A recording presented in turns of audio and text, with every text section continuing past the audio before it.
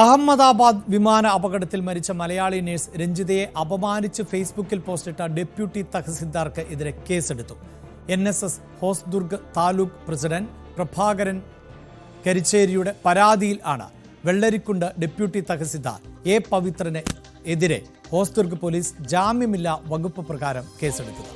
നേരത്തെ ഇയാളെ സസ്പെൻഡ് ചെയ്തിരുന്നു. ന്യൂസ് 18 റിപ്പോർട്ടിന് പിന്നാലെ റവന്യൂ മന്ത്രി കെ രാജൻ ആണ് ഉദ്യോഗസ്ഥനെതിരെ നടപടി സ്വീകരിക്കാൻ നിർദ്ദേശം നൽകിയത്. കേന്ദ്രമായി സസ്പെൻഡ് ചെയ്യാനുള്ള നിർദ്ദേശം നൽകിയിട്ടുണ്ട്.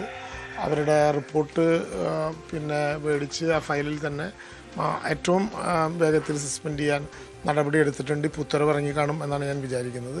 ഇത്തരം പ്രവണതകളൊന്നും ഒരു കാരണവശാലും വെച്ച് പൊറുപ്പിക്കാൻ പറ്റില്ല. സാധാരണ നിലയിൽ ഒരു സർക്കാർ ജീവനക്കാരൻ മാത്രമല്ല, മനുഷ്യത്വമുള്ള ഒരാൾ ചെയ്യാൻ പാടില്ലാത്ത നടപടിയാണ്. ഒരു കാരണവശാലും വെച്ച് പൊറുപ്പിക്കില്ല. ശക്തമായിട്ടുള്ള നടപടി എടുക്കും. ഇപ്പോൾ സസ്പെൻഡ് ചെയ്തിട്ടുണ്ട്, അന്വേഷണത്തിന് ഉത്തരവിട്ടിട്ടുണ്ട്. അതിൻ്റെ കൂടി അടിസ്ഥാനത്തിൽ എന്താണ് വേണ്ടതെന്ന് വെച്ചാൽ തുടർന്ന് തീരുമാനിക്കും. 2024 സെപ്റ്റംബറിൽ കാഞ്ഞങ്ങാട് MLA ഇ ചന്ദ്രശേഖരനെ ഫേസ്ബുക്കിൽ ജാതീയമായി അധിക്ഷേപിച്ചതിന് പവിത്രനെതിരെ നടപടിയെടുത്തിരുന്നു. വാർത്തയുടെ വിശദാംശങ്ങളുമായി KV ബൈജു ആണ് ചേരുന്നത്. ബൈജു, എന്തിനാണ് രഞ്ജിത വിദേശത്തേക്ക് യാത്ര പുറപ്പെട്ടത്? എന്തായിരുന്നു അവരുടെ പശ്ചാത്തലം? ഇതെല്ലാം കേരളത്തിന് ബോധ്യപ്പെടുന്നുണ്ട്. നമ്മുടെ റിപ്പോർട്ടർ ശ്രീജിത്ത് അടക്കം ആ ദൃശ്യങ്ങൾ പങ്കുവച്ചതുമാണ്. ഒരു കൈത്താങ്ങായി രഞ്ജിത മാത്രമേ ആ കുടുംബത്തിനുള്ളൂ. 2 മക്കളുടെ വിദ്യാഭ്യാസം, അസുഖബാധിതയായ അമ്മ, നല്ലൊരു വീടില്ല, ആ വീടിൻ്റെ നിർമ്മാണം നടന്നുകൊണ്ടിരിക്കുന്നു. അങ്ങനെയൊക്കെയുള്ളൊരു പശ്ചാത്തലത്തിൽ ആണ് വിദേശത്തേക്ക് പോയത്. അവർ അപകടത്തിൽ മരിക്കുമ്പോൾ നമ്മൾ ഒന്നാകെ വലിയ ദുഃഖത്തിലാണ്. പക്ഷേ വളരെ പ്രധാനപ്പെട്ട സർക്കാർ പദവിയിലിരിക്കുന്ന ഒരു ഉദ്യോഗസ്ഥൻ അത് ബോധ്യപ്പെടുന്നില്ല എന്ന് മാത്രവുമല്ല, അങ്ങേയറ്റം ഹീനമായ തരത്തിലുള്ള അധിക്ഷേപം, അതിൽ ജാതീയതയുണ്ട്, മറ്റൊന്ന് സ്ത്രീത്വത്തെ അങ്ങേയറ്റം അപമാനിക്കുന്ന തരത്തിലുള്ള പരാമർശങ്ങളുമുണ്ട്. ഏത് തരത്തിലുള്ള പ്രതിഷേധം ആണ് ഈ ഉദ്യോഗസ്ഥന് നേരെ ഉയർന്നത്?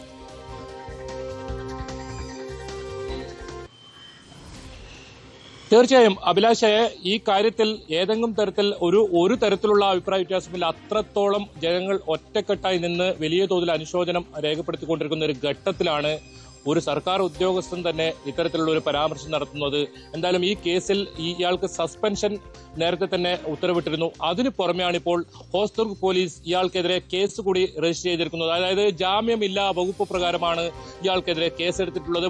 BNS ആക്ടിലെ 153A എന്ന വകുപ്പ് പ്രകാരമാണ് ഇയാൾക്കെതിരെ ഇപ്പോൾ കേസെടുത്തിരിക്കുന്നത്. അതായത് ഈ ജാതീയമായ വാക്കുകൾ ഉപയോഗിച്ച് സമൂഹത്തിനിടയിൽ സ്പർദ്ധ ഉണ്ടാക്കാൻ ശ്രമം നടത്തുമെന്ന ഒരു കുറ്റം, അത്രത്തോളം ഒരു സർക്കാർ ഉദ്യോഗസ്ഥന്റെ ഭാഗത്തു നിന്നാണ് ഇത്തരത്തിലുള്ള നീക്കങ്ങൾ എന്നത് ഏറ്റവും ശ്രദ്ധേയമാണ്. നേരത്തെ അഭിലാഷ് സൂചിപ്പിച്ചതുപോലെ തന്നെ 2024 സെപ്റ്റംബർ മാസത്തിൽ ഇ ചന്ദ്രശേഖരൻ MLAക്കെതിരെയും സമാനമായ രീതിയിൽ ഈ ജാതീയമായ അധിക്ഷേപം ഇയാൾ നടത്തിയിരുന്നു. അതിനെ തുടർന്ന് ഇയാൾ സസ്പെൻഷനിലായി.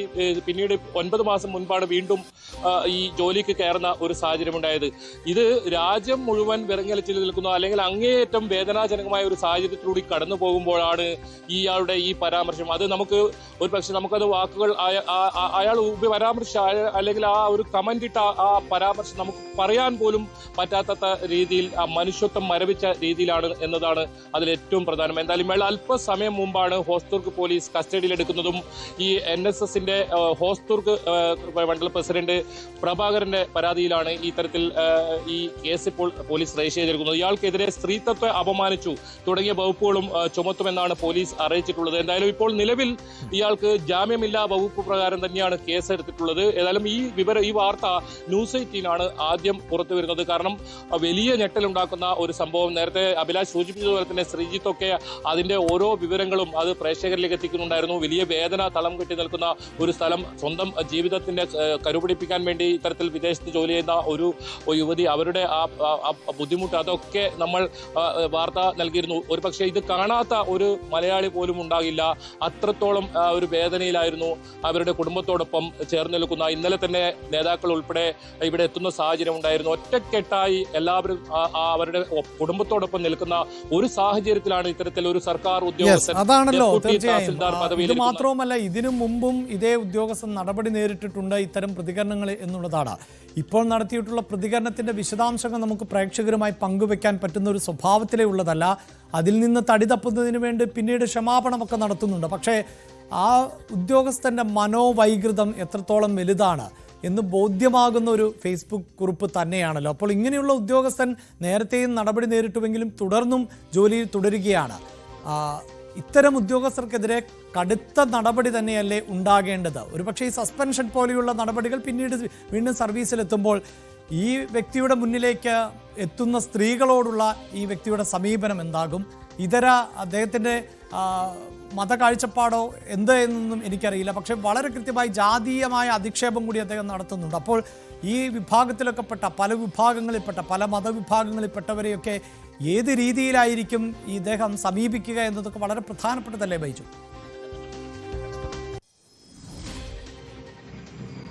തീർച്ചയായും അഭിലാഷ, ഇദ്ദേഹത്തിന്റെ ക്ഷമാപണത്തിനൊന്നും ഒരു പ്രസക്തിയുമില്ല. അത്രത്തോളം വലിയ പ്രതിഷേധമാണ് ഉയർന്നു വരുന്നത്. ഒരു ആത്മാർത്ഥതയും ഇല്ലാത്ത ഒരു ക്ഷമാപണം എന്ന് അതിനെ പറയേണ്ടി വരും. കാരണം അത്രത്തോളം മോശമായ വാക്കുകളാണ് ഇയാൾ ഒരു പക്ഷേ ഇത് സാധാരണക്കാരൊക്കെ ഇത്തരത്തിൽ പോസ്റ്റ് ഇടുന്നത് നമ്മൾ കണ്ടിട്ടുണ്ട്.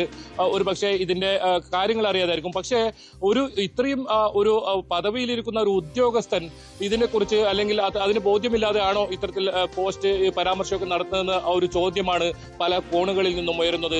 അത് ഈ സമൂഹ മാധ്യമങ്ങളിലൊക്കെ വലിയ പ്രതിഷേധമുണ്ടായിരുന്നു. ഞാൻ മനസ്സിലാക്കുന്നത് ഇന്ന് വൈകിട്ടോടുകൂടി യുവമോർച്ച ഉൾപ്പെടെയുള്ള സംഘടനകൾ ഇയാളുടെ വീട്ടിലേക്ക് പ്രതിഷേധ മാർച്ച് നടത്തുമെന്നാണ്. ഇയാളുടെ സസ്പെൻഷനും ഒപ്പം ഈ കേസും ഒന്നും കൊണ്ടൊന്നും ഈ പ്രതിഷേധം തീരുന്നില്ല എന്ന് വേണം മനസ്സിലാക്കാൻ.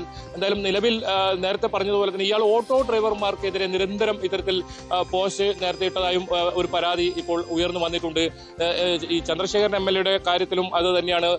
ഈ റവന്യൂ വകുപ്പിലിരിക്കുന്ന ഒരു ഉദ്യോഗസ്ഥൻ ആ റവന്യൂ വകുപ്പ് കൈകാര്യം ചെയ്യുന്ന ഒരു MLA അത്തരത്തിൽ വലിയ തോതിൽ വിമർശനം നടത്തുകയും പിന്നീട് സസ്പെൻഷൻ കാലാവധി കഴിഞ്ഞ് ഇയാൾ 9 മാസം മുൻപാണ് വീണ്ടും ജോലിക്ക് കയറുന്നതും. കാഞ്ഞങ്ങാട് തഹസിൽദാറായി ഇയാൾ സേവനമനുഷ്ഠിച്ചിട്ടുണ്ട്. അതിനുശേഷം ഈ വലിയ മലയോര മേഖല സാധാരണക്കാർ, അതായത് വളരെ സാധാരണക്കാർ അധിവസിക്കുന്ന ഒരു പ്രദേശമാണ് ഈ വെള്ളരിക്കുണ്ട് എന്ന് പറയുന്ന സ്ഥലം. ആ വെള്ളരിക്കുണ്ടിലെത്തുന്ന പരാതിക്കാരുടെ ഒരു അവസ്ഥ ഒരു പക്ഷേ ഈ അഭിലാഷ് സൂചിപ്പിച്ചതുപോലെ തന്നെ ജാതീയമായ ഒരു മനസ്സിലെ ഒരു കാഴ്ചപ്പാട് അതാണ് ഈ വിഷമായി പുറത്തു വന്നതെന്ന് പറയേണ്ടി വരും. എന്തായാലും അയാൾ ഉപയോഗിച്ച ആ പദപ്രയോഗം ഏതെങ്കിലും തരത്തിൽ നമുക്കത് പ്രേക്ഷകർക്ക് മുന്നിൽ പറയാനോ അതല്ല അത് ഏതെങ്കിലും തരത്തിൽ ആരെങ്കിലും സ്വീകരിക്കുന്ന ഏതെങ്കിലും ഒരു വാക്കുകളോ അല്ല. അത്രത്തോളം മോശകരമായ ഒരു വാക്ക്, ജാതീയമായ അതിശയം മാത്രമല്ല, ഒരു യുവതി അവരുടെ കുടുംബം കരുപിടിപ്പിക്കാൻ ഇത്തരത്തിൽ കഷ്ടപ്പെടുന്ന ഒരു യുവതിയെ കുറിച്ച് വളരെ മോശമായ രീതിയിൽ സ്ത്രീത്വത്തെ തന്നെ അപമാനിക്കുന്ന രീതിയിലാണ് ഇയാൾ ഈ പരാമർശം നടത്തിയിട്ടുള്ളത്.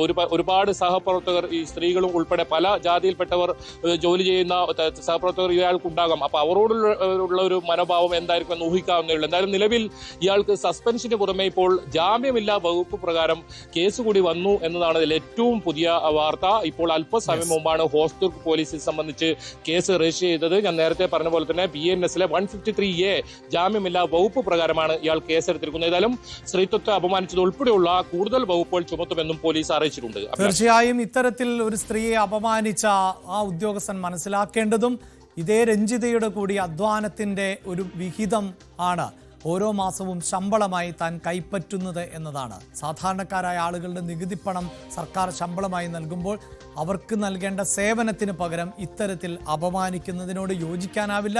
കൃത്യമായ നടപടി ഭരണകൂടം ഈ ഉദ്യോഗസ്ഥന് നേരെ സ്വീകരിക്കും എന്ന് വേണം നമുക്ക് പ്രതീക്ഷിക്കാം.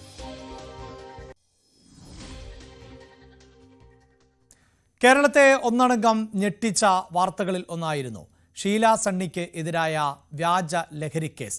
ഒരു തെറ്റും ചെയ്യാത്ത ആ വീട്ടമ്മ 72 ദിവസം ആണ് ജയിൽവാസം അനുഭവിച്ചത്. ആ കേസിൽ ഷീല സണ്ണിയുടെ ബന്ധു പിടിയിലായിട്ടുണ്ട്. വാർത്തയിലേക്ക് വരാം ഇടവേളയ്ക്ക് ശേഷം.